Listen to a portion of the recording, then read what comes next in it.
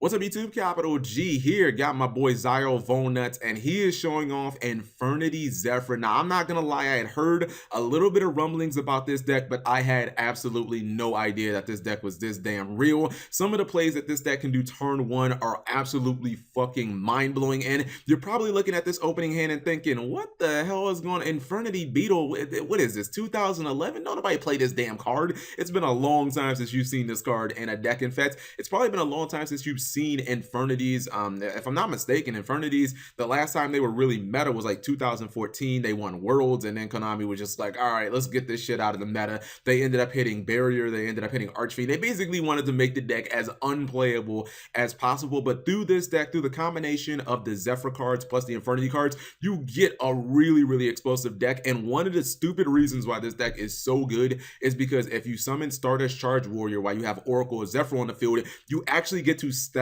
Infernity Archfiend on top of your deck, and then you instantly get to draw it, and then it's just like you basically just bust open the fucking floodgates. You get to play like Infernity Launcher like twice in one turn.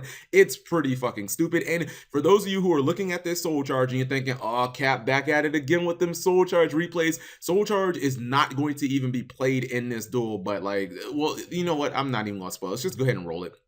And a lot of what makes this deck good, obviously, is just Grammatron. Grammatron is a card that does let you pendulum summon, but I knew this card was, it's just, honestly, it's better as a scale. So like, look, he's able to instantly throw one of his monsters into his extra deck as a pseudo foolish burial for pendulums. And even though his skills both look like they're obviously level 5, or I guess pendulum scale 5, obviously it copies the rank, or it copies the pendulum scale of the monster that it essentially foolish burials to the face up extra deck.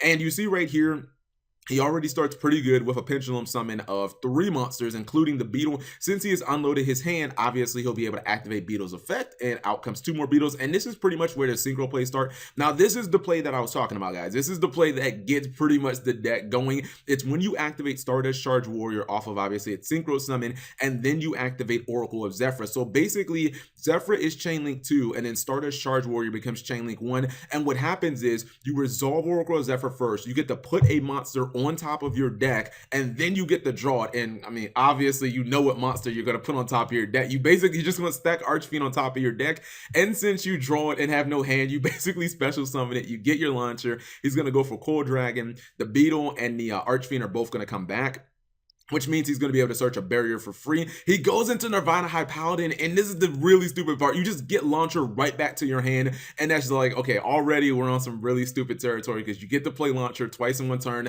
That hasn't been done in, oh my god, I want to say like 2010-ish when they limited. It's been a very long time since I've ever seen someone play like Launcher twice in one turn, but he's going to resolve it again, and he gets Infernity Break. Then he makes Ulta Maya. He gets the Hot Red Dragon Archfiend Abyss, and let me just pause and size up this field right quick, because again, I told you guys Soul Charge would not be played, and let's just do a little bit of card counting. I got 1 2 3 4 5 6 7 8 9 10. So basically we went +5 while still having Soul Charge, while still having a full pendulum scale. And yes, he has 2 cards face up in his extra deck. In addition, obviously, during his next turn, he could use Grammaton's effect. He could foolish another monster to his extra deck, and he would be able to pendulum summon essentially 3 cards, even if he somehow lost his entire field, which is not very likely considering he has a break, he has a barrier, and he has a negate from Hot Red Archfiend Abyss. Like, if he lost everything, he could still easily pendulum summon 3 more monsters and have a Soul Charge. Like, what the fuck are you doing against this board, bro?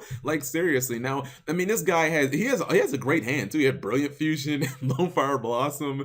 Like, he had a really good instant fusion too, but it just doesn't matter. Like, he activates Brilliant Fusion, he gets hit with Infernity Break, he tries to go for instant fusion.